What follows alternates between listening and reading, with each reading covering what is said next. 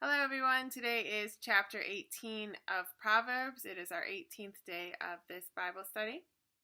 We are again reading from the Message Bible.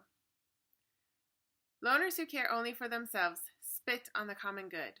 Fools care nothing for thoughtful discourse. All they do is run off at the mouth. When wickedness arrives, shame's not far behind. Contempt for life is contemptible. Many words rush along like rivers in flood, but deep wisdom flows up from artisan springs. It's not right to go easy on the guilty or come down hard on the innocent. The words of a fool starts fights. Do him a favor and gag him. Fools are undone by their big mouths. Their souls are crushed by their words. Listening to gossip is like eating cheap candy. Do you really want junk like that in your belly? Slack habits and sloppy work are as bad as vandalism. God's name is a place of protection. Good people can run there and be safe. The rich think their wealth protects them. They imagine themselves safe behind it. Pride first, then the crash, but humility is precursor to honor. Understanding before listening is both stupid and rude. A healthy spirit conquers adversity, but what can you do when the spirit is crushed? Wise men and women are always learning, always listening for fresh insight. A gift gets attention, it buys the attention of eminent people. The first speech in a court case is always convincing until the cross-examination starts. You may have to draw straws when faced with a tough decision. Do a favor and win a friend forever. Nothing can untie that bond. Words satisfy the mind as much as fruit does the stomach. Good talk is as gratifying as a good harvest. Words kill, words give life. They're either poison or fruit. You choose. Find a good spouse, you find a good life, and even more, the favor of God. The poor speak in soft supplications, the rich bark out answers. Friends come and friends go, but a true friend sticks by you like family. I want to read a couple verses from the Good News Translation, again, just to give us a little parallel, a little side-by-side study. Verse 2 says, "A fool does not care whether he understands a thing or not. All he wants to do is show how smart he is." Apparently we don't read Proverbs enough to understand the behavior that we display openly and almost every day. It can be really, really foolish. It is the epitome of a fool. When we just want to show how smart we are or drop the mic on Twitter or Facebook, when you are showing that you don't care if you understand it, you just want to have the best comeback, you're being a fool. I'm being a fool. We're all being foolish. And I wish that the Christian church could start changing that. It is more important to be righteous and in right standing with God, to be wise, than to be right on Twitter. The Chapter 7 goes on to say, when a fool speaks, he is ruining himself. He gets caught in the trap of his own words.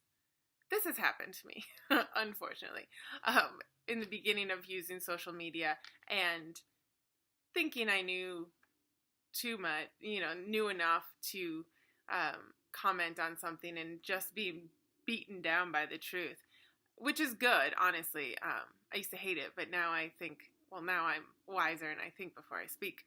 But it's so true on social media these days that people really get caught in the trap of their words.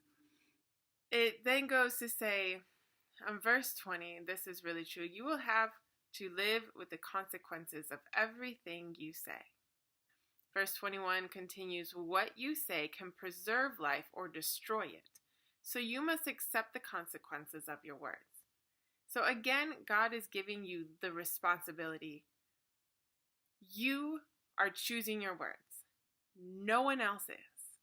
And this is something that we seem to have forgotten, just this idea of responsibility.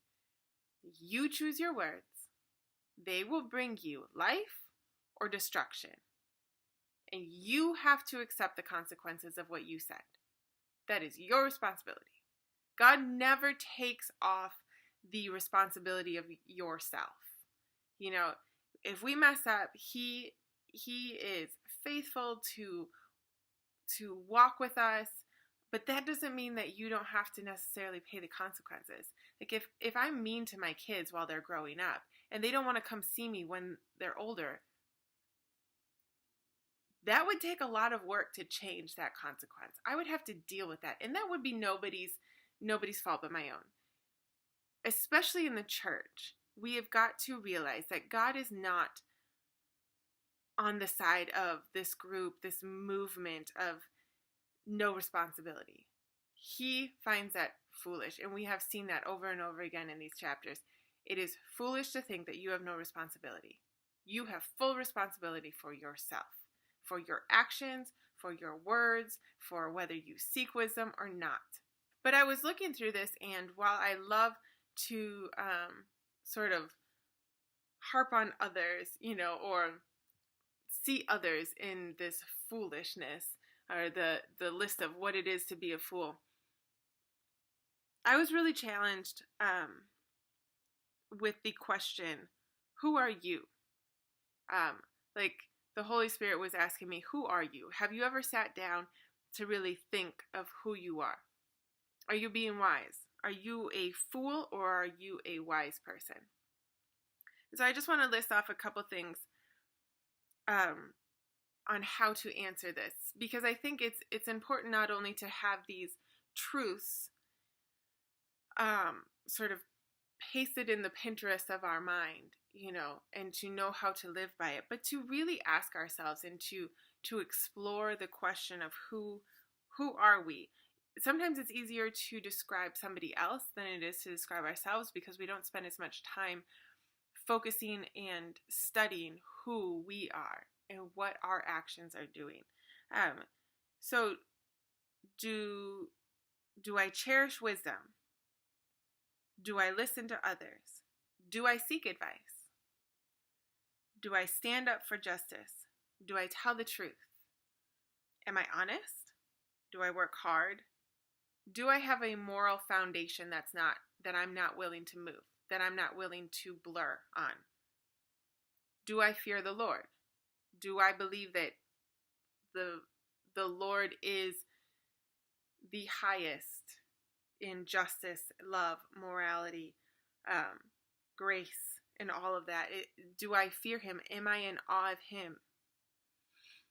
Do I seek understanding? Am I humble? Do I have good relationships with my family and with my friends? Do I build that strength?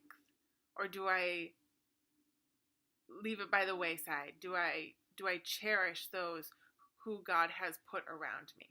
And so those are just questions that I've been asking myself, and that I think I'm going to really delve deeper into, because I want to be a wise person.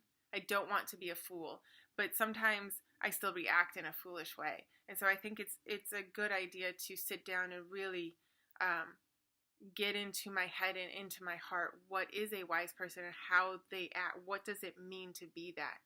Are these things that people would describe me as? If I were to die today, would they describe me as this wise person? Or would they, leave some things out because I was actually a fool on that? So I just thought that was an interesting insight into how to continue in the study of Proverbs, to not just have these truths around me, but to have them actually in my heart. And that would be the way that I can truly know that I am walking in wisdom and not being a fool, because I don't want to be a fool. I don't know about you, but if you like this video, click the like button below, click subscribe. Chapter 19 will be coming out tomorrow. I'm Kat Caldwell. This is my channel, Floodlights. It was great hanging out with you. See you later.